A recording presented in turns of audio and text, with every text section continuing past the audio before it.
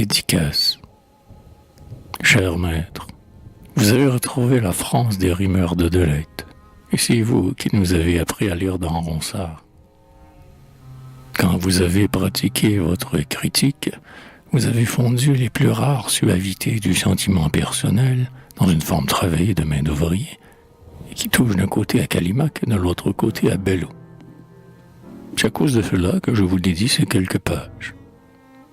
Votre œuvre entière, n'est-ce pas l'Odelette du XIXe siècle? Volupté, ce roman de toutes les âmes, ce n'est au fond que l'Odelette d'un cœur à trois cœurs.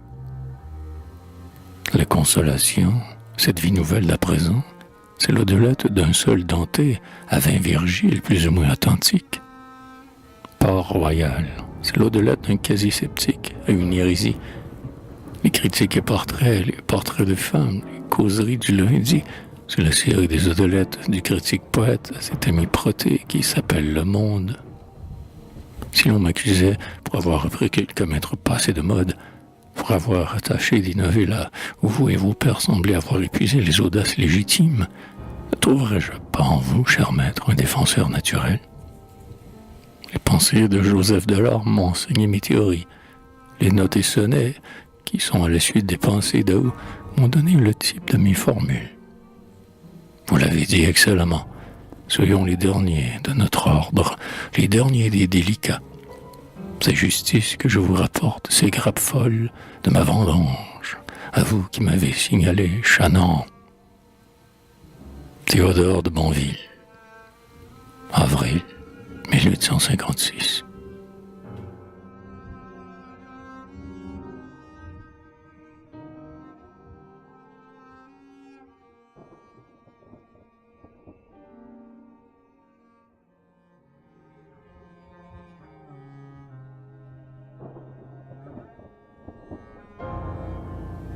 Versons ces roses en ce vin, en ce bon vin versons ces roses, et boivons l'un et l'autre afin, au cœur nos tristesses encloses, prennent en boivant quelque fin.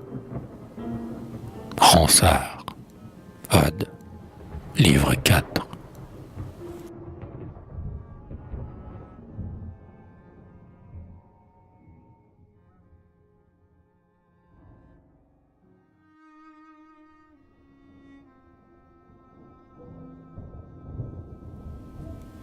Préface. Le titre de ce petit volume n'a pas été choisi au hasard. Il représente plus nettement qu'aucun autre but un ordre de composition poétique. L'Odelette, c'est une phrase d'ode épître, une manière de propos familier relevée et disciplinée par les cadences lyriques d'un rythme précis et bref. C'est, si vous voulez, une goutte d'essence de rose scellée sous une étroite agate dans le chaton d'une bague. Cadeau d'anniversaire, rappel quotidien d'une joie fugitive. C'est encore, si vous l'aimez mieux, un de ces thèmes de valse ou de mazurka favorite que le pianiste note en souvenir d'une affection ou d'un amour, et qu'il appelle du nom qui lui dicta cette sincère inspiration du moment. L'Odelette est née en Grèce, au premier temps, pendant les heures perdues de la muse. Anacréon la dépêchait vers Bâtie, sous l'aile de son pigeon messager, et la picarée, abeille mélodieuse, de Syracuse à Alexandrie, du verger d'un mochos au jardin de Maléagre, et son aile a palpité sur la quenouille que Théocrite envoyait à Nicias. Oreste n'offrait ni Arin de Corinthe, ni coupe d'or aux patriciens, ses patrons et ses hôtes, mais il leur dédia des Odelettes. Ainsi firent à leur tour, dans le cycle des croyants de l'islam, tant de fumeurs de hashish, tant de buveurs d'opium, dont le maître solennisa les emportements et les extases. Lauréat de la foire d'Occade, aux courtisans des sultans de la Perse, exécutant de gazelles ou de pantoum, Hafiz ou Rabia ben al-Koudain, féri des dinatars chez Miderel, Islami. Tous ces torrents de la poésie orientale ont disséminé dans le palais des souvenirs, dans les harems des Fatma et des Haïkas, les limpides ruisseaux de l'Odelette. Ne sont-ce pas des odelettes encore que se renvoient de la tente à la tente, à travers les échos fraternels du désert et les tolbas mélancoliques et les chambiers improvisateurs?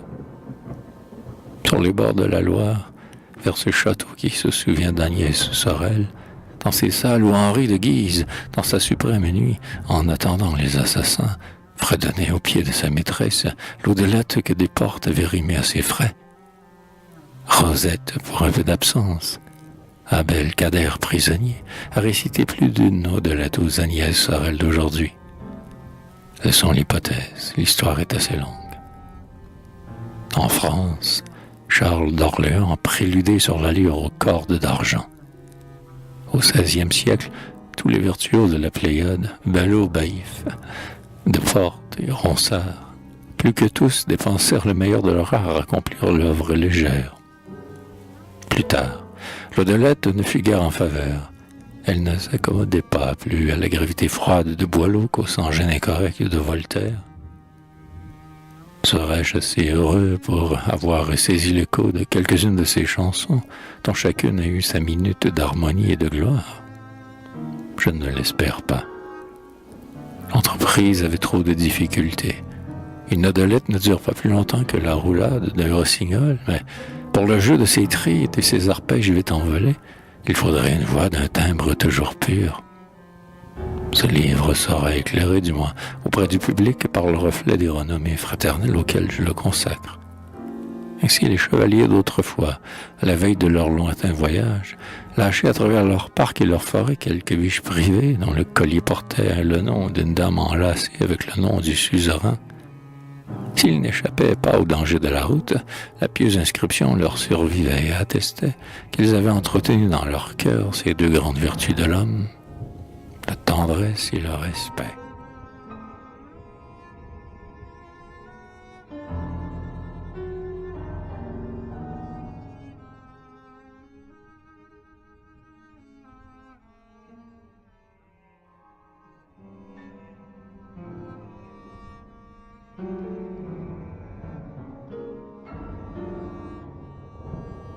Loisirs. Nous avons vu ce mois d'avril, engourdi par un froid subtil. Le printemps était en péril. Enfin, tout se métamorphose, mais comme un jeune sang arrose de pourpre le bouton de rose. Le vieil hiver est aux abois, laurier, c'est à vous que je bois, et nous irons encore au bois. Les pommiers sont couverts de neige, avec tout son riant cortège, le nouveau soleil nous assiège. Enfants longs comme les épis, et battez-vous, amour, tapis, sur mes divans et mes tapis. Voici les jours où tout me presse de chercher ta molle caresse, poétique et sage paresse. L'utile est enfin négligé, depuis ce beau temps enragé, chacun prend un petit congé. Chacun, dans le mois de la sève, à son dur labeur donne trêve, pour dorloter un peu son rêve. L'homme grave songe au riz, on le voit quêter les souris de Mademoiselle Souris. On a du répit, même au bagne, le feuilletoniste en campagne va revoir la Grèce ou l'Espagne. Plutos dédaigne son trésor et, pour 6 semaines encore, défend qu'on lui montre de l'or. Nous, par les mêmes théories, nous fuyons les imprimeries, le mélodrame et les féeries. Le soir, on ne boit plus de thé, et notre journal endetté entame les romans d'été. Le théâtre non plus de queue, Scapin court pendant 4 lieues, après les petites fleurs bleues. L'artiste, affolé de rayons, s'en va regarder les Troyons que le bon Dieu fait sans crayon. Rose sort à pied, sans berline, sans phare, sans diamant. Céline met sa robe de mousseline. Le savant au cœur plein de foi bouquine avec un tendre émoi pour trouver une estienne. Et moi, cependant que les violettes ouvrent leurs fraîches cassolettes, je rimerai des odelettes.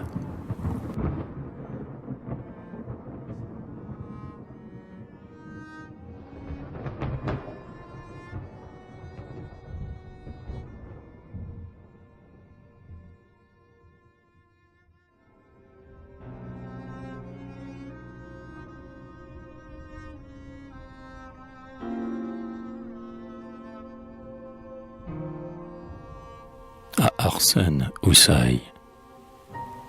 Grâce au Dalila, nos rumeurs sont lasses de gloire, et comme un hochet, ont jeté l'archet d'ivoire. Au rythme mêlé d'or, il fallait encore un maître. Fou de volupté, alors j'ai dompté le maître. J'ai repris mon luth, et suivant le but féerique, je m'en vais cherchant le secret du chant lyrique. Et épanoui, je peins ébloui ou triste, le ciel radieux et mélodieux, artiste. Près du fleuve grec, murmurant avec les signes, fier de leur candeur, je dis la splendeur des lignes. Mon vin triomphant, sais-tu quel enfant le verse? Viens, et tu verras, poète, quel bras me berce. Ô chasseur altier, qui fit le sentier profane, songeur qu'autrefois rencontrait au bois Diane. Comme toi qui vint si jeune au divin rivage, ami, j'ai toujours voulu des amours sauvages. Ah, quand mes souris, au pré où fleurit la menthe, trouveur de loisirs, séchons et choisir la menthe. Nymphe au regard bleu, si sa lèvre en feu caresse, nos fronts sont témoins qu'elle soit au moins déesse. Toi, pâle et rêvant, au bois que le vent siège, tu suis à dessein la carrière au sein de neige. Moi, parmi nos jeux, mon plus orageux délire, toujours s'en revient vers celle qui tient la lyre. Sans doute elle a pris la foule en mépris et porte, un peu trop souvent, sa crinière au vent, qu'importe. J'aime sa pâleur et sa bouche en fleurs et saine, son sang et sa chair, les voilà, mon cher Arsène. Oh, sans s'embraser, maîtresse aux baisers savantes, tendre et chère voix, ici tu la vois vivante. Dos flexible et nu, sourire ingénu qui m'aime, lors de ses cheveux enivre et je veux de même. Dans mon sang qui bout, gardant jusqu'au bout ma fièvre, tout comme à présent, mourir en baisant sa lèvre.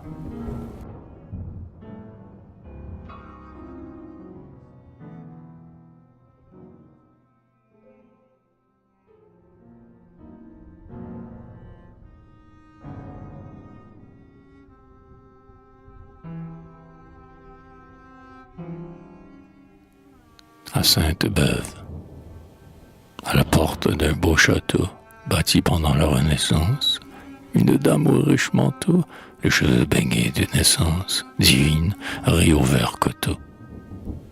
Elle a l'œil superbe et moqueur, ses sourcils noirs aux courbes jointes, enivrent comme une liqueur, et des rayons baisent les pointes, folâtres de sa bouche en cœur. Elle montre l'un de ses seins, nu, plus souple qu'une liane, cette nymphe, heureuse au larcin, après les armes de Diane qui lui servent porte ses dessins. Son arc est d'un bois lissé dur, et ses flèches bien aiguisées, cachant leurs pointes d'acier pur sous la dorure déguisée, sonnent dans le carquois d'azur. Quand sa tresse inonde son cou, bien que cette amante farouche vous plante là pour un bijou, pour les morsures de sa bouche, on se résigne à mourir fou. Cette chasseresse d'amour, dont il faut, même auprès d'un crime, idolâtrer les fiers retours, et les belles mains, sur la rime, délaisser tourments de nos jours. Quel bonheur d'orner ses appâts de joyaux au bois qu'avril d'or, quel bonheur de baiser ses pas. Quand on l'a connu, on l'adore, pour jamais et jusqu'au trépas. Oh, par moi, rien n'éclipsera sa lèvre indignée et rieuse. Sa voix seule me bercera, et mon sang tout entier sera bu par cette victorieuse. Car s'il faut la fuir, quel tourment, loin de son regard comme un jeune, ce que vaut ce clair diamant, tu le sais bien, toi qui, tout jeune, a été son plus cher amant.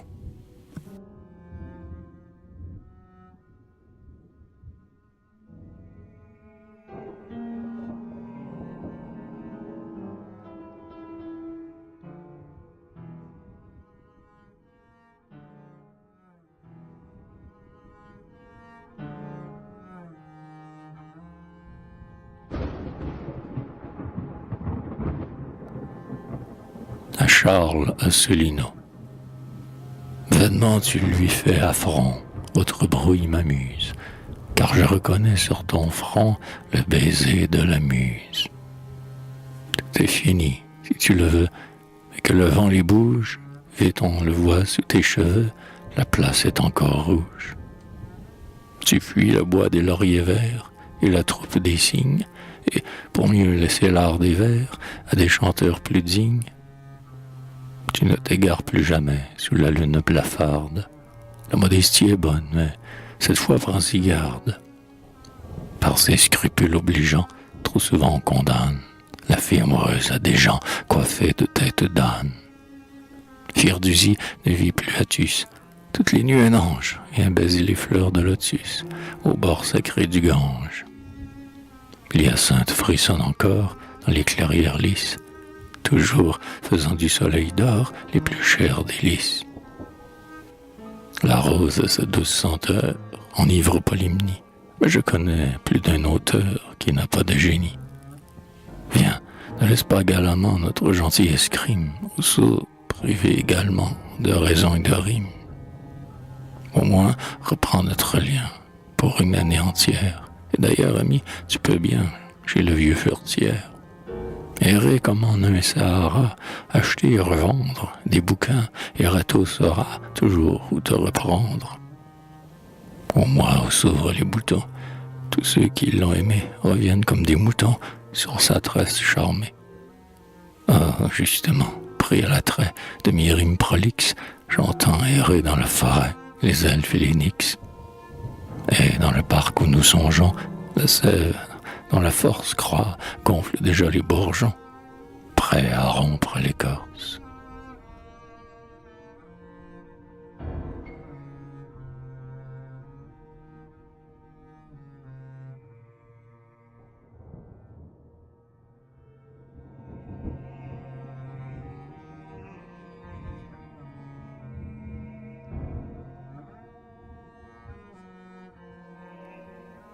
Henri Merger. Comme l'autre fille, dont la douce folie s'endort en murmurant dans le torrent. Pâle, déchevelée et dans l'onde étoilée, éparpillant encore ses tresses d'or. Comme Juliette qui craignait l'alouette, éveillée au matin parmi le thym. Elle est morte aussi jeune, au bel âge où l'on jeûne, ta pensive Mimi au front blêmi. Et dans la matinée de la 20e année, elle a fermé ses yeux insoucieux. Parmi les pâles ombres qui, joyeuses ou sombres, alentour de ton front voltigeront. Dis, il en est plus d'une dont la tendre infortune souvent nous consola. Mais celle-là, c'est notre bien-aimée. Sa tresse parfumée reste encore dans les champs avec nos chants. Lorsque, dans la nuit brune, un frère rayon de lune argente les berceaux et les ruisseaux. Ta naïve Gisèle effleure de son aile des lys et des rosiers extasiés. Et, diaphane et blanche, le soir vers nous se penche, en posant ses deux mains sur les jasmins. Sa plainte triste et pure, dans le ruisseau murmure, et s'envole en rêvant, avec le vent. Que le printemps renaisse, âme de ta jeunesse, elle tressaille au son de tes chansons. Et parfois se soulève pour les entendre en rêve, dans la brise passée et s'effacer. Rendors-toi, dors heureuse, pauvre fille amoureuse. Notre amour te défend comme un enfant. Croise tes mains d'ivoire, car, du moins, ta mémoire, qui sait nous attendrir, ne peut mourir. Que le zéphyr en fête te berce, le poète qui jadis te pleura se souviendra. Dans l'herbe de jour verte ou de rose couverte, penche le tombeau ton front si beau. La fleur de la prairie brille toujours fleurie et peut se marier à son laurier.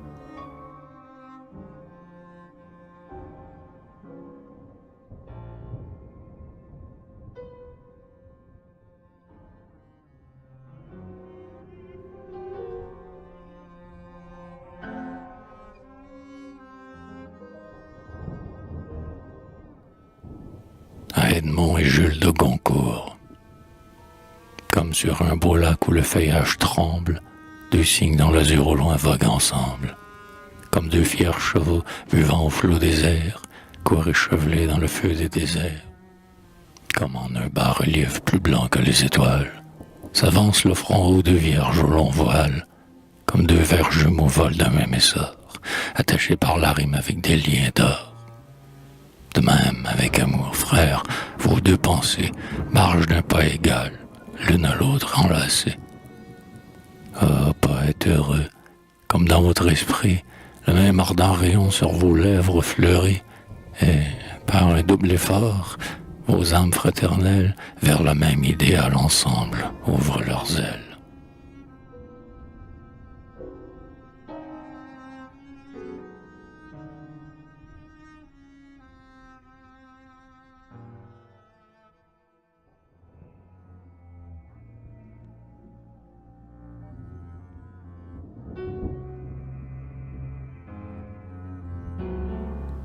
À Alphonse, car que de fois sous les tilleuls, tous deux seuls, avec ma maîtresse blonde, ton livre m'a fait songer, étranger, à tout le reste du monde. Je m'alanguissais à voir son œil noir et me répétant « Je t'aime », sans songer au lendemain, dans sa main, elle tenait le poème. Oh, les charmants écoliers, vous mêliez votre voix et votre haleine, et vos soupirs amoureux, couple heureux, au Stéphane et au Magdeleine. Telle, au moins couleur du jour, où l'amour à la terre se marie, au fond des vertes forêts, je pleurais sur les genoux de Marie. Telle une nez s'emporte hélas, puis, hélas, tout s'enfuit de la mémoire. L'oubli vient, puis le remords, puis la mort. C'est bien l'éternelle histoire. Il en a une autre aussi, Dieu merci, douce à mon âme inquiète. Roméo tombe au printemps, à 20 ans, auprès de sa Juliette. Il sort par un beau matin, du festin, plein de jeunesse et de sève, et meurt les yeux embrasés de baisers. Mais c'est là, c'est le rêve.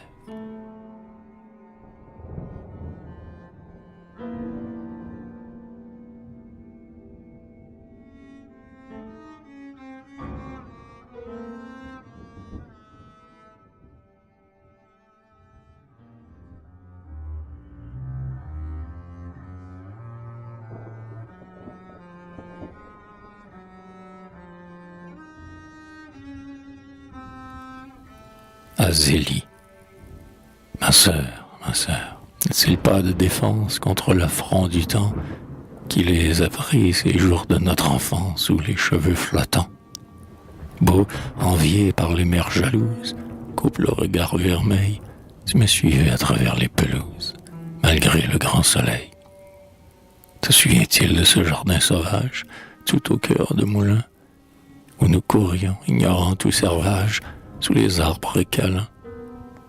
Il était triste et rempli de mystère. Jamais ces beaux fruits mûrs n'étaient cueillis, et les pariétaires envahissaient les murs. Sur leur sommet que la mousse inégale peignait de ses couleurs, montait superbe un rosier du Bengale, écrasé sous les fleurs. Parfois, bercé dans un songe illusoire dont s'enchantent mes yeux, quand je revois au fond de ma mémoire ce lieu mystérieux, mon souvenir, rempli de ces murmures et de ces floraisons, y réunit les diverses parures de toutes les saisons. Et tout se mêle ainsi qu'une famille, les soucis et les lys, la vigne folle avec la grenadille près des volubilis, le glaïeul rose et ses feuilles en pointe, partout le vert lézard venait courir sur les pierres disjointes, la liberté sans heure avait rendu leur énergique pose aux vieux arbres fruitiers, et sur le mur pendaient, blanches et roses, des touffes d'églantiers. Les nénuphars, dans la mare déserte, fleurissaient sur les eaux, où se formait une enveloppe verte à l'abri des roseaux. Si, nous vois-tu dévastant les groseilles et les grains du cassis, autour de nous voltigeaient les abeilles, l'éclatante chrysis. Et mille oiseaux, en bande familière, se penchaient tout le jour pour boire au bord des urnes que des lierres tapissaient alentour. La solitude avait pris sa revanche dans ce recueillement. L'ortie, hélas, coudoyait la pervenche, c'était morne et charmant. Nous jouions là, gais pour une chimère, courant ou bien assis dans le gazon. Parfois notre grand-mère, la veuve aux chers soucis, qui fut si belle et qui mourut si jeune, se montrait sur le seuil, le front pâli comme par un long jeûne, triste et douce, en grand deuil.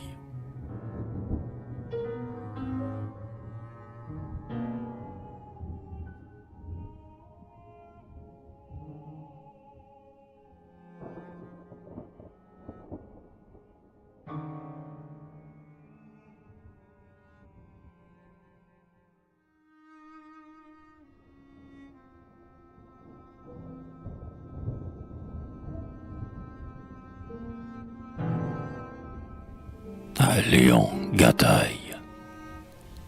Avec ses sanglots, l'instrument rebelle, qui sent un pouvoir plus fort que le sien, donne l'harmonie enivrante et belle aux musiciens.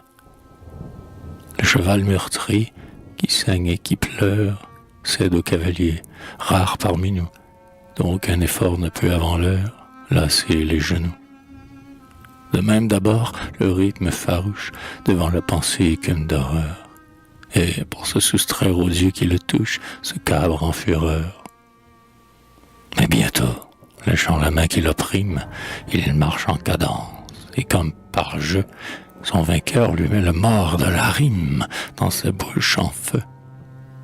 Tu le sais, ami, toi dont l'art sonore, homme à la main souple, au jarret d'acier, qui fait obéir l'harpe sonore et l'ardent coursier. Lorsque Médisis aux triples ceintures, un homme intrépide a baisé son sein, la création et les créatures suivent son dessein. Le génie en feu donne à l'âme altière le commandement, ce charme vanté, et l'esprit captif dans l'âpre matière cède épouvanté.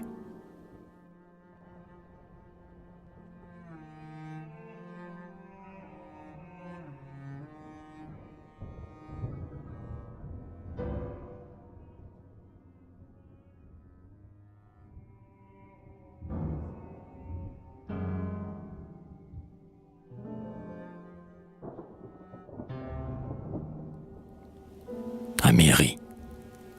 Plus vite que les automnes, Saki, l'immortel au temps de sa royauté naissante, tourbillonnait d'un pied sûr, 1000 pieds en l'air sûr, une corde frémissante. Et l'on craignait que d'un bond, parfois son vol vagabond, décrochât, par aventure, parmi les cieux étoilés, les astres échevelés, fouettés par ses chevelures. En haut vers elle, parfois, comme de tremblantes voix, montaient les cris de la foule, qu'elle voyait du ciel clair, confuse comme une mer, où passe l'ardente houle. Et, soit qu'en faisant un pas, elle regardait en bas, ou vers les célestes rimes, aux cieux qu'elle cherchait son vol, comme à ses pieds sur le sol, elle voyait deux abîmes. Dans les nuages vermeils, au beau milieu des soleils, qu'elle touchait de la tête, et parmi les terres bravées, elle songeait au pavé. Tel est le sort du poète. Il trône dans la vapeur. Beau métier, s'il n'avait peur de tomber sur quelque dalle parmi les badauds sereins et de s'y casser les reins comme le fils de Dédale. Dans l'azur aérien qui le sollicite, ou bien sur la terre nue et froide qu'il aperçoit par lambeaux, il voit partout son tombeau du haut de la corde roide. Et s'il faut ventre changeant, couvert d'écailles d'argent, il se penche vers la place, du haut des cieux irisés, pour envoyer des baisers à la ville populace.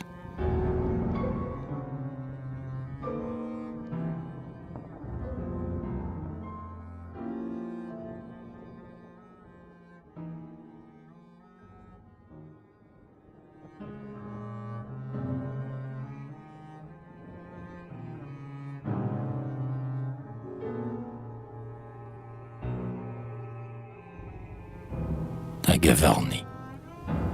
La beauté, fatalement, est pareille au diamant que la fange peut mouiller sans le souiller. Jusqu'au milieu du ruisseau, l'éclat pur de son berceau garde un charme essentiel qui vient du ciel. Ainsi, leurs cheveux au vent, voient ces folles qui, souvent, percent le premier venu sur leurs bras nus. Ces filles au teint flétri, qui des visages paris, avec leur regard moqueur, n'ont plus de cœur. Leur sein sensible et froid, que mord le corset étroit, n'a jamais pendant un jour tremblé d'amour.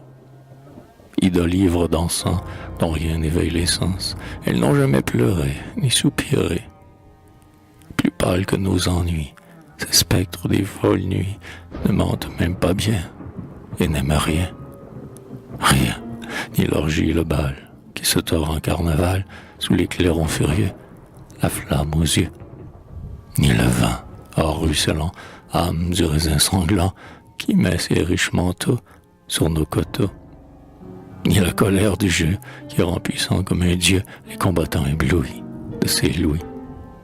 Ni cette perle des mers, arrachée au flot amer, ni Golconde et son trésor, ni même l'or. Car l'or sur notre chemin, c'est l'art sacré dont la main embellit les horizons de nos prisons. C'est la sereine fierté, c'est un jour de liberté sous les ombrages fleuris, loin de Paris. C'est l'amitié de ce voix qu'on peut encore une fois accueillir et mieux choyer à son foyer.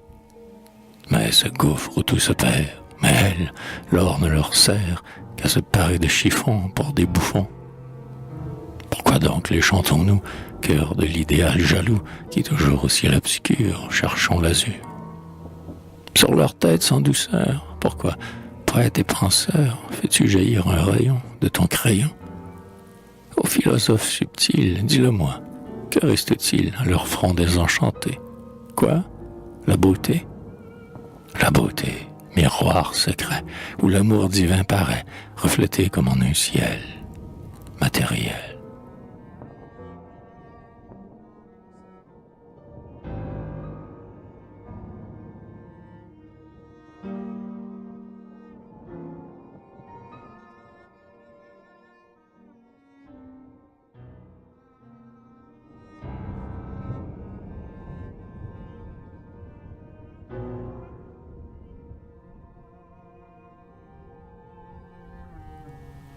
Adolphe Gaïf. Jeune homme sans mélancolie, blond comme un soleil d'Italie, garde bien ta belle folie. C'est la sagesse. Aimer le vin, la beauté, le printemps divin, cela suffit. Le reste est vain. Souris, même au destin sévère, et quand revient la prime vert, jettes-en les fleurs dans ton verre.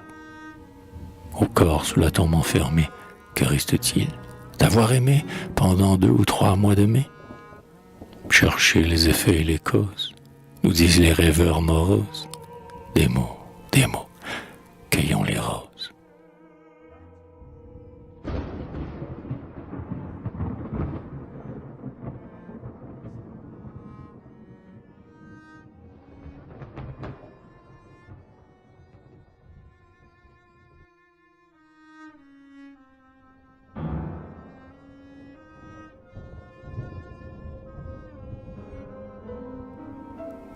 Il est dans l'île lointaine où dort le péri, sur le bord d'une fontaine, un rosier fleuri, qui s'orne toute l'année des plus belles fleurs.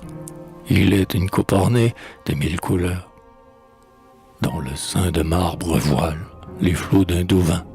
Il est une blanche étoile au rayon divin, qui verse de blanches larmes au cœur des lys blancs.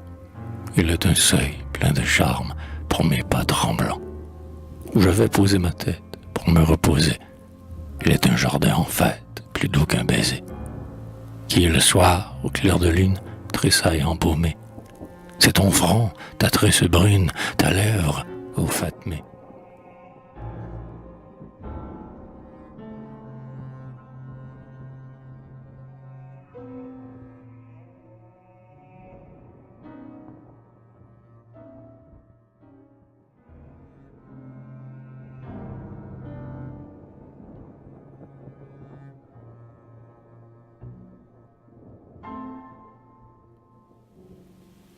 Raoul le barbier. Lorsqu'avec les sons dont tu les complètes, tu fais des chansons de mes odolettes, mais l'aspect divers de grâce physique naissent dans mes vers avec ta musique. À ta seule voix, tout en eux s'éveille et vit à la fois. Ô rare merveille, à ma vigne en fleurs, à ma moisson mûre, tu rends la couleur avec le murmure. Au ciel rougissant de clarté sans voile, la nuit en naissant frissonne d'étoiles, et sous les berceaux, sa voix touchante ravit les ruisseaux, le rossignol chante. La biche qui court parmi les charmilles s'arrête tout court, et des jeunes filles, sous tes feux tremblants, roulent incertaines, lavent leurs pieds blancs dans une fontaine. C'est sous le bouleau dont les feuilles sombres découpent dans l'eau de légères ombres. Et lorsqu'un éclair montre leur visage, on sent courir l'air dans ces paysages. Devenir enchanteur des âmes en fête, ô divin chanteur qui sur notre tête agitait encore d'une main hardie les clochettes d'or de la mélodie.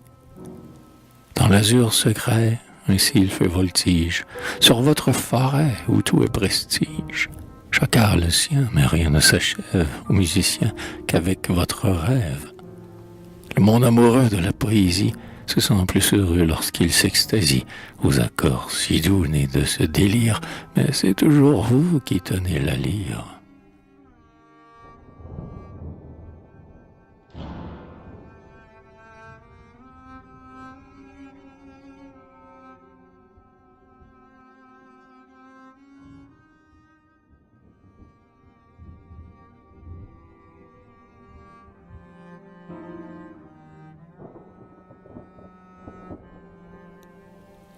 Aimons-nous et dormons, sans songer au reste du monde, ni le flot de la mer, ni l'ouragan des monts.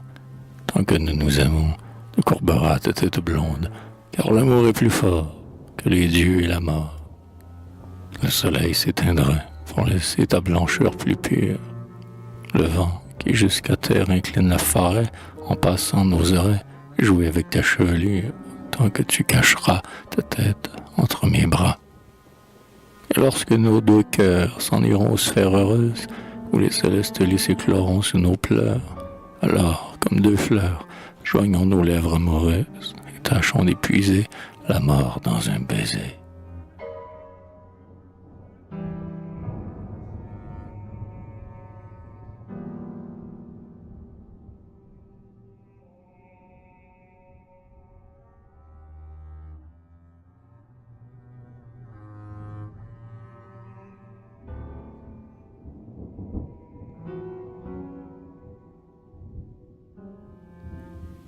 À Philoxène boyait. David, brûlé de pure flamme, dans un chant aux notes divines, pour faire soupirer deux âmes, croise des rimes féminines. La volupté ravie embrase tout ce cantique des cantiques, et jamais si suave extase ne charma les odes antiques.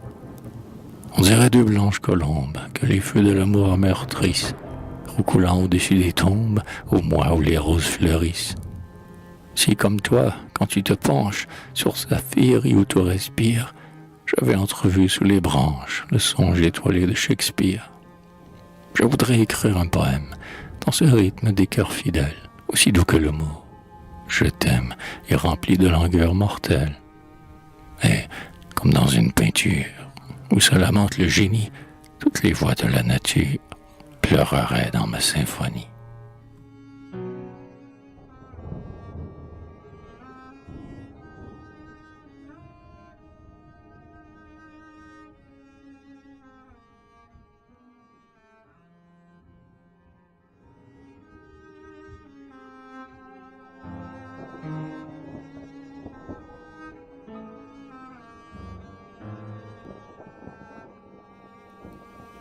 Riche.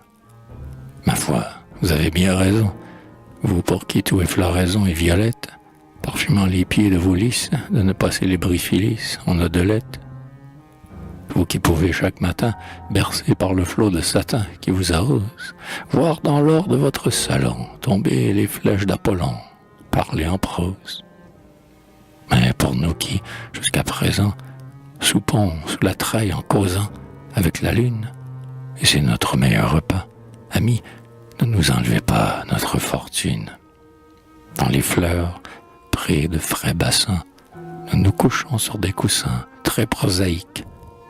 La pourpre d'eau, vous le savez, est dans des bains de stuc pavé de mosaïque. Le corps paré de nos présents, de belles filles de 16 ans, nous verse même, avec le charme oriental, le vin du Rhin dans ton cristal, sainte bohème. Oh, nuit d'étoiles sous les cieux, jardin, nectar délicieux, voûte sublime, nous les possédons en effet. Mais hélas, ce beau monde est fait avec la rime. Sans elle et ses prismes fleuris, pour pouvoir chercher hors Paris l'eau murmurante qui court dans les gazons naissants, il nous faudrait bien 400 écus de rente. Oh, je frissonne d'y penser, nous n'oserions pas nous passer de fantaisie, perdre un quart d'heure aux genoux de Cydalise.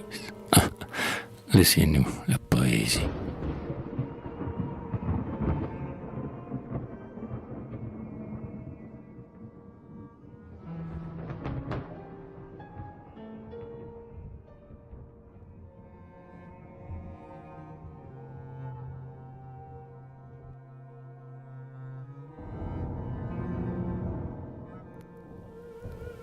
Chant séculaire. Notre Eldorado, mes amis, enfin doit éclore.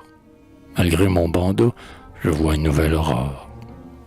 Aux cieux extasiés, tout est pourpre et rosier, voici l'heure, aux saintes colères, de chanter le chant séculaire. Les temps sont venus pour les dieux inconnus. Ô sombres penseurs, forts et seuls comme les grands chênes, ô vierges nos sœurs, tendre lys brisés par des chaînes, laissez le saint amour éclater au grand jour, car Cypris, la pâle captive, a lavé son front dans l'eau vive. Les temps sont venus pour les dieux inconnus. Tout ce qu'on pleura, dévouement, liberté, génie, tout refleurira pour le règne de l'harmonie. L'art sera dévoilé comme un ciel étoilé, et la muse, pareille aux femmes, chantera ses épithalames. Les temps sont venus pour les dieux inconnus.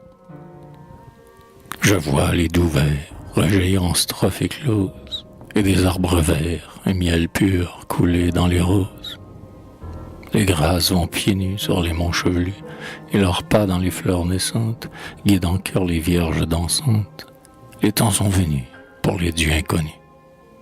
L'auguste beauté a quitté les bois des cithères, son calme enchanté resplendit sur toute la terre, et le mal abattu sous ses pieds meurt vaincu. Nous tenons sans honte et sans fièvre l'idéal vivant sous nos lèvres. Les temps sont venus pour les dieux inconnus.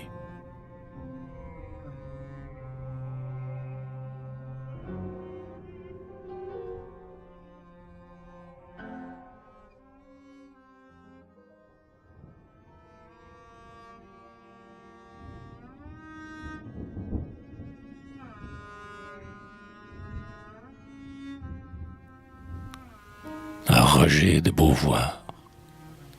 Ce temps est si sévère qu'on n'ose pas remplir 2 fois son verre dans un repas, ni céder à l'ivresse de son désir, ni chanter sa maîtresse et le plaisir.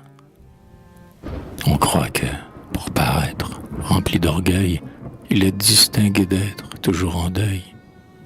Les topazes, la soie, la pourpre et tout ne font pas une joie d'assez bon goût. Et les bourgeois qui flattent un speech verbeux ont peur de l'écarlate comme les bœufs.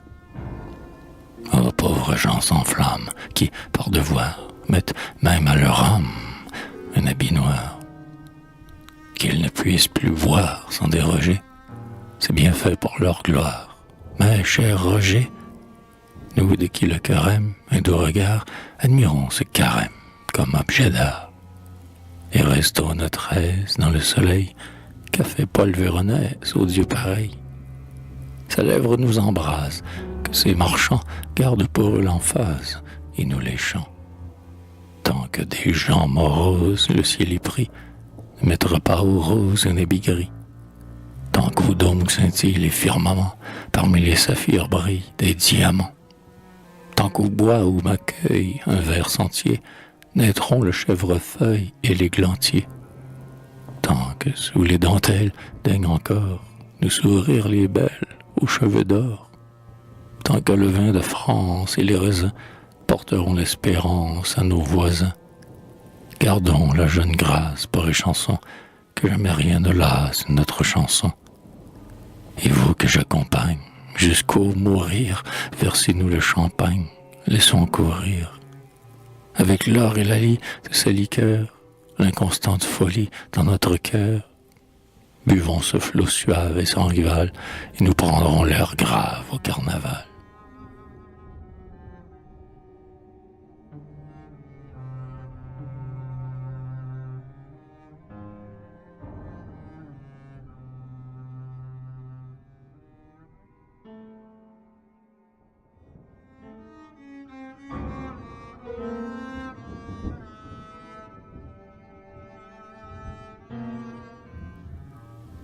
La vendangeuse.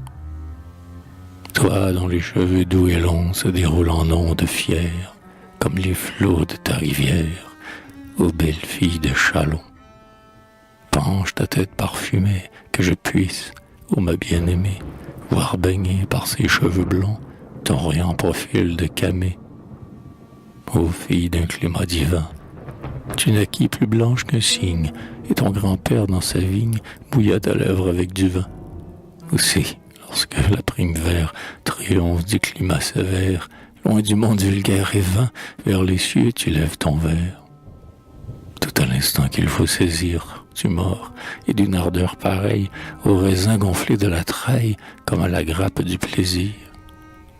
Et sur ta poitrine, où se noie une lumière ivre de joie, mûrissent les fruits du désir, comme une vendange qui ploie.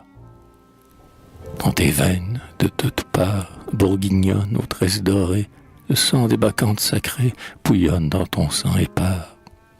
Et tu tiens des idolâtries de ces guerrières, des filleries qui conduisaient les léopards avec des guirlandes fleuries. Il fut ton aïeul, cet amant, de la chanson ivre et sauvage, menant sur son char de feuillage, par l'Attique, un troupeau charmant. C'est pourquoi, danseuse étourdie, tu fais d'une main si hardie carillonner joyeusement les grelots de la comédie. Ô vendangeuse, tu souris, embrassons-nous jusqu'à l'ivresse. Buvons encore, ô ma maîtresse, déroule tes cheveux chéris sur ces raisins, car, ô merveille, tes tresses blondes sont pareilles au soleil qui les a mûries, et ta bouche aux grappes vermeilles.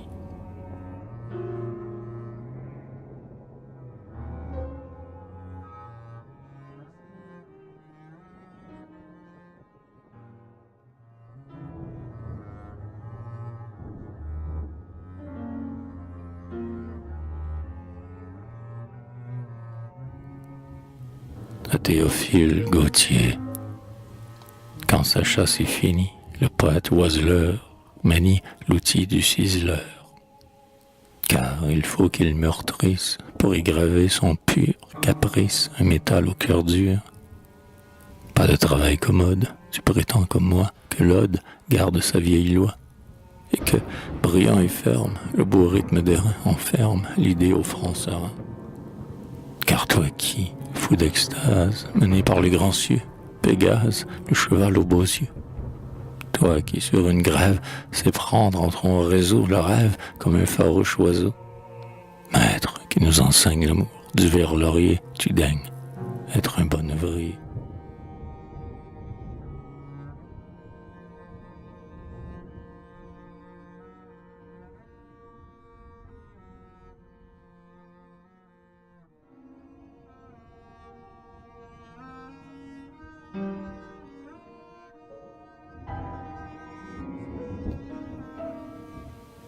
Ah, Odette, Odette, vos cheveux vermeils ont le jaune éclat des soleils parmi les moissons enchantées, et caressent en nappe d'or vos tempes plus blanches encore que des étoiles argentées.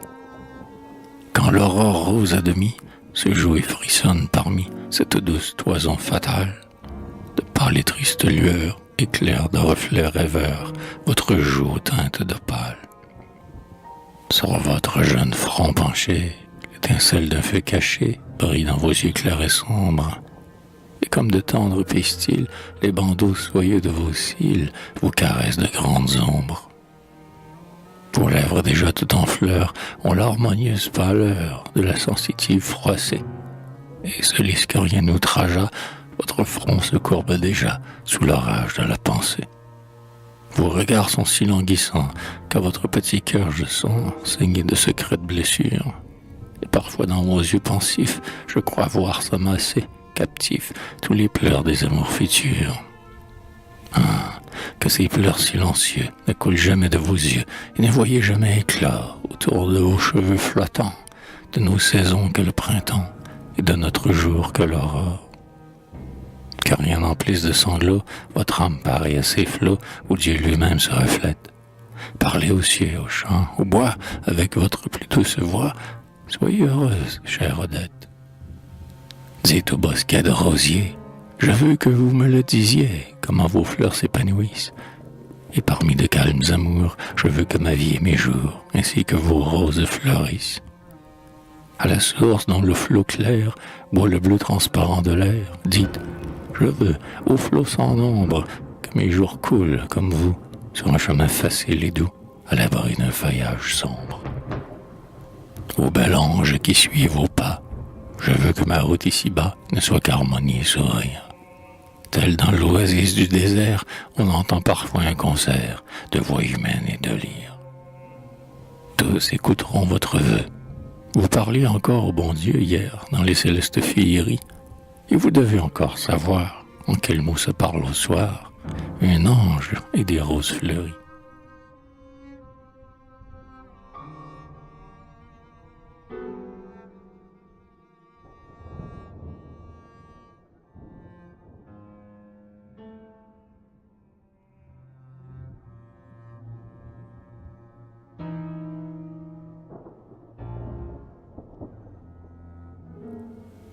À Eugène Granger. La fille du gai Thespie est tout endormie et penche son front de lys sur sa main blêmie. Ses bacchantes aux doux yeux ne versent plus le vin vieux.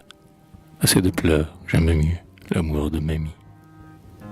On dit que nous triomphons aux gaietés faciles. Où sont tes joyeux bouffons venus de Sicile? Les grands mots ont effrayé ce peuple au manteau rayé, dont Molière a défrayé la verve docile. Mais t'amuse là à son corps, à son pied d'albâtre, le léger brodé crin d'or qui scie au théâtre. L'amour est votre chanson, il rit à votre moisson, qu'il nous rende la chanson rieuse et folâtre. Que la comédie au moins ait son chant du cygne, hein, sans prendre tant de soin pour paraître digne, son beau rire était si prompt, ami, sans lui faire affront, rien n'a si ému à son front qu'un rameau de vigne.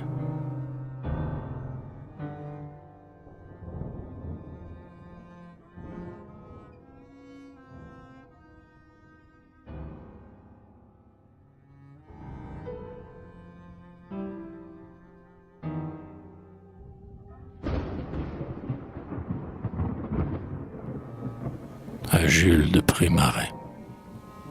Lecteur, prompt à nous consoler, toi qui sais encore voler, comme l'abeille au mialatique, ton enthousiaste humeur encourage le doux rimeur, aux voix émues et sympathiques.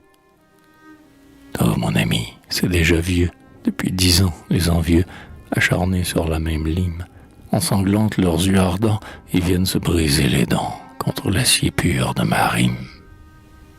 Oh poésie, ange fatale, des fous marchent d'un pied brutal à travers tes Édens splendides, comme on s'approche de la nuit, par les déserts de fleurs s'enfuit le troupeau des buffles stupides.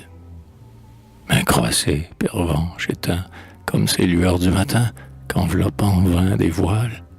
Ô symbole de mes amours, c'est vous seul qui vivrez toujours, printemps, laurier, chanson, étoile.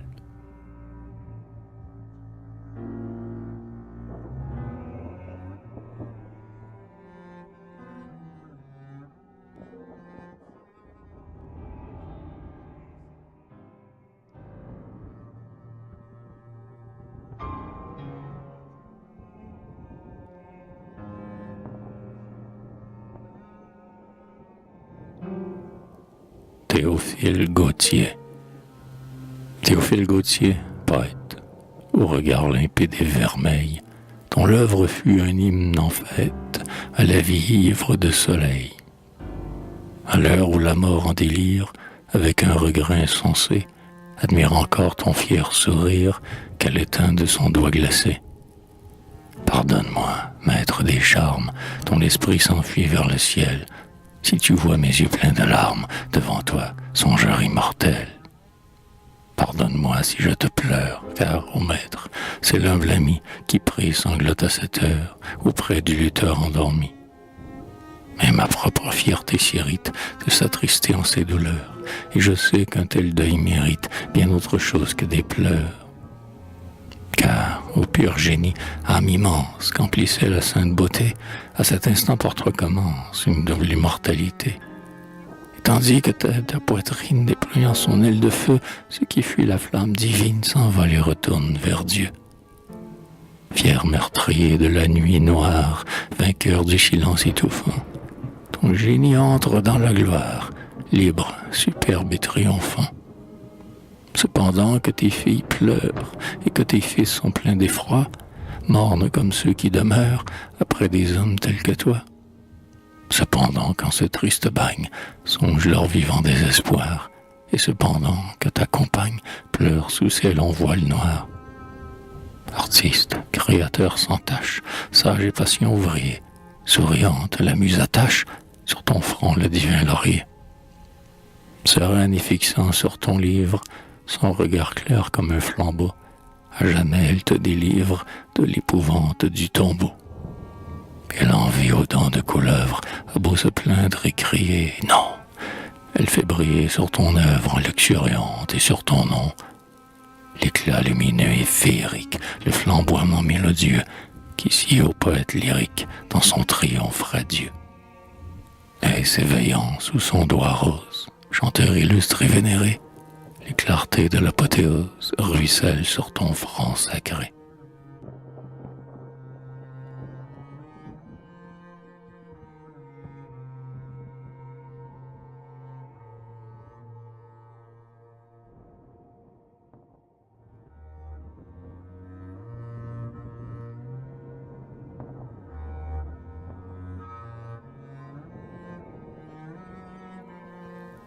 Déjà la France, à qui nous sommes, douce mère frappée au flanc, dans le troupeau de ces grands hommes, choisit ta place au premier rang.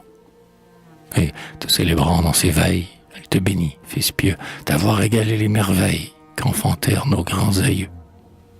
Ô fils d'Orphée et de Pindare, instruit par eux dans l'art des vers, qu'elle est belle en ce siècle avare, ton œuvre sans aspect divers. Ta jeune maîtresse la rime, qui sait toujours ce que tu veux, te donne, prodigue sublime, les diamants de ses cheveux. Elle t'offre ses pierreries qui semblent transir et brûler, et l'on voit leurs flammes fleuries dans ton pême étinceler. Statuaire que le vil piège de la chair appelait en vain, tu sais du marbre au flanc de neige faire jaillir un corps divin, et ravir la nuit fatale, son frissonnement enchanté, et le vêtir, forme idéale, d'une invincible chasteté. Et la nature, ô coloriste, veut que tu prennes ces trésors, diamants, rubis, améthystes, et les bleus saphirs et les ors. Et par ton génie animé, tu fais, pour enchanter nos yeux, avec ces matières charmées, un mélange mystérieux. Russie, Égypte, Espagne, Grèce, où les grands yeux vivent encore, on voit si tu veux qu'ils paraissent tout le prodigieux décor. Verte forêt, plaine morose, mer d'azur aux charmants reflets, pics géants de neige, ciel rose, montagne aux flancs violets. Et les grandes architectures où tous les arts sont mariés développent leurs lignes pures et leurs détails coloriés. Temple à la blanche colonnade, burg dont l'herbe envahit le cours, cathédrale, palais de jade, alhambra découpant le jour. En ce décor pas assez vif, des rois, des guerriers, des amants, les justes et ceux qui poursuivent les ailes des noirs châtiments. Toute la folle engeance humaine dont le destin fait son jouet, tous les mortels tremblants que mène amour avec son cruel fouet. Et surtout, mille femmes jetant sur leur mate pâleur des ors divins aux belles gammes ou de vivants colliers de fleurs. Vierges priant dans leurs alcôves et folles regards surpris, dénouant leurs crinières fauves sur les rouges damas fleuries. Les urnes pleurant comme un signe, d'autres avec l'air irrité, mais toutes laissant voir le signe de l'irrésistible beauté.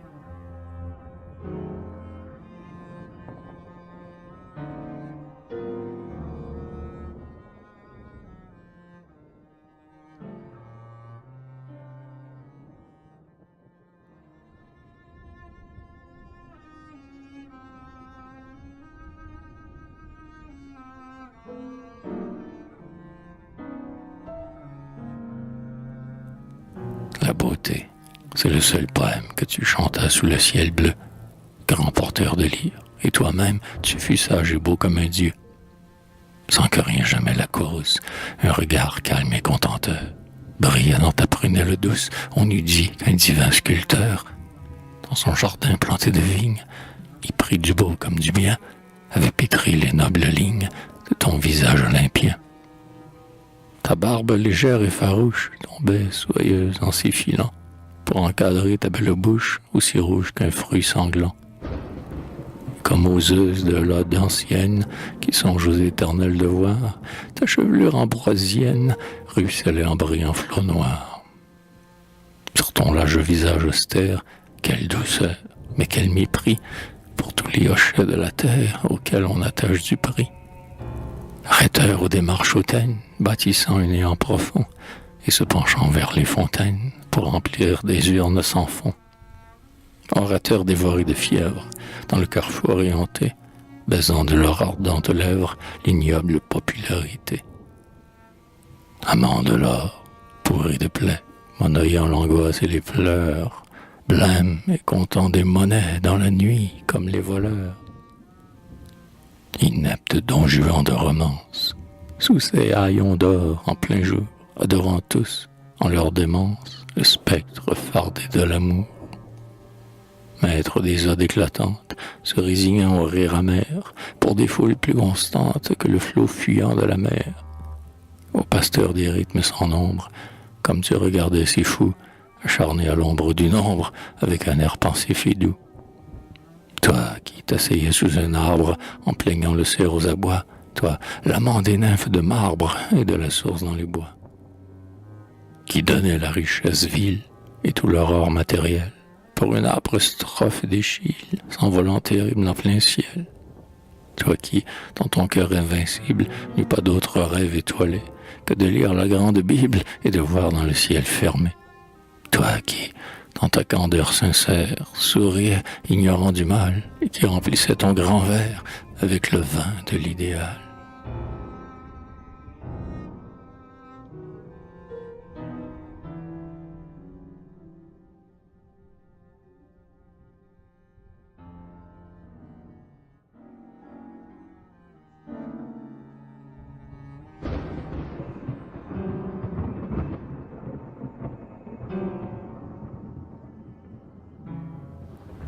Reprends-les, ce divin sourire et ce verre où ta lèvre but, car voici l'heure de te dire, maître, non, adieu, mais salut.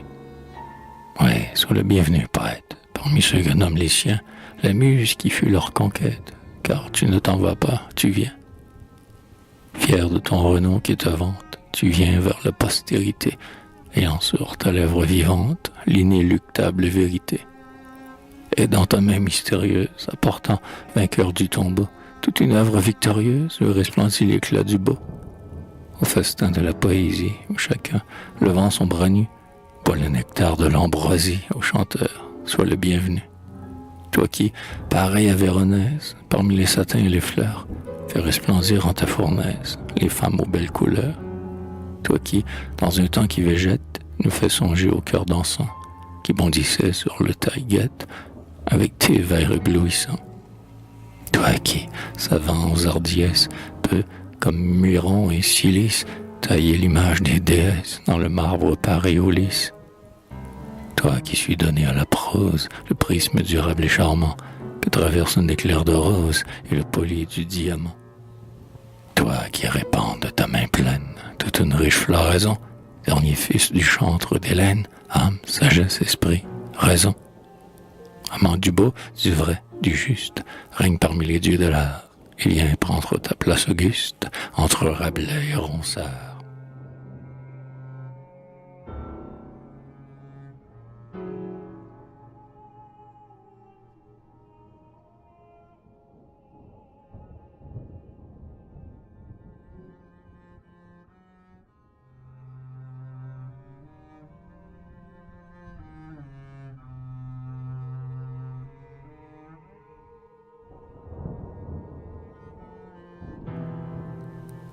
Alfred de Hochdank. Tenir la lumière asservie, lorsqu'elle voudrait s'envoler et voler, adieu le secret de la vie. Pour les mélanger sur des toiles, dérober même aux cieux vengeurs, leur rougeur et le blanc frisson des étoiles. Comme on cueille une fleur éclose, ravir à l'orient en feu son air bleu et son ciel flamboyant et rose. Pétrir de belles créatures et sur d'éblouissants amas de damas, éparpiller des chevelures. Inonder de sang le calvaire ou jeter un éclat divin sur le vin qu'un buveur a mis dans son verre. Se réjouir des pierreries et jeter le baiser vermeil du soleil jusque sur les rouges tueries. Créer des êtres et leur dire « Misérable, c'est votre tour, que l'amour de sa folle main vous déchire. » Enfin, pour ce monde risible, forçant le couleur à chanter, l'enchanter par une musique visible. Voilà vraiment ce que vous faites, peintre, qui pour nous préparer et parer sans repos d'éternelles fêtes. Ouvrier, inventeur, génie, par un miracle surhumain, votre main réalise ces harmonies. Où la couleur que se déploie en accord de la nuit vainqueur dans nos cœurs fait jaillir des sources de joie. Et nos fronts sont baignés d'aurore, mais vous, par un retour fatal, l'idéal, vous martyrisez, vous dévore. Et vos enchantements sublimes, vous les payez de votre chair. Il est cher le feu qu'on vole sur les cimes. Et tu montas avec délice l'escalier bleu des paradis interdit, un inexprimable supplice. Te punir au rêveur étrange qui fut donné l'illusion du rayon de lumière où s'envole un ange. Et lorsque tout le ciel flamboie dans ta prunelle livre d'amour, un vautour vient manger ton cœur et ton foie.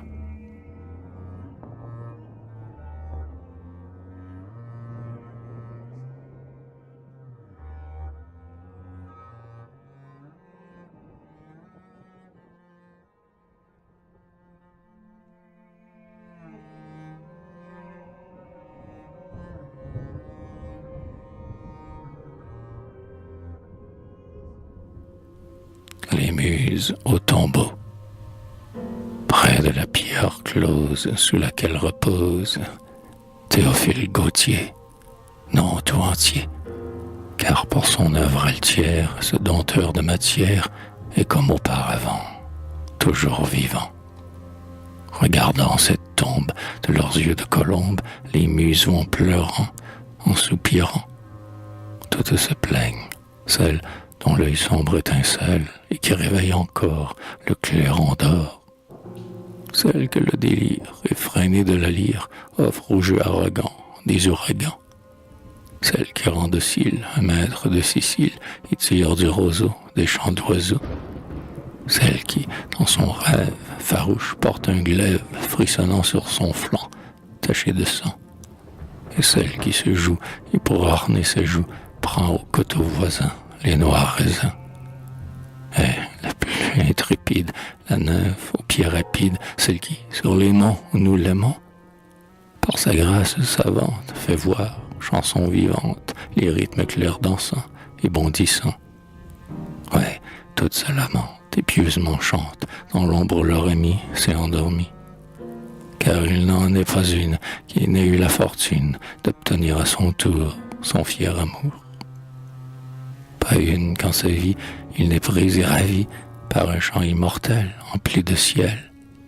C'est pas Fouletassim, mon injeu sublime, où nul dieu sans effroi ne passe. Et toi, fontaine violette, il a vu, ce poète, errer dans tes ravins, les cœurs divins. Et toi, monstre qui passe à travers les espaces, usant ton sabot sur les cieux d'azur. Cheval aux ailes blanches, comme les avalanches, tu prenais ton vol, l'œil ivre d'orgueil. Quand sa main blanche et nue t'empoignait sous la nuit, ainsi que tu le veux, par les cheveux. Mais, ô déesses pures, ornez vos chevelures de couronnes de fleurs, séchez vos pleurs, car le divin poète que votre voix regrette va sortir du tombeau, joyeux et beau. Les odes qu'il fit naître lui redonneront l'être à leur tour et feront croître à son front. Victorieux de l'ombre, illustre laurier sombre, que rien ne peut faner ni profaner. Toujours parmi les hommes, sur la terre où nous sommes, il restera vivant, maître savant. de l'ode cadencée et sa noble pensée que notre âge adora, joyeuse aura, pour voler sur les lèvres que brûleront les fièvres de notre humanité, l'éternité.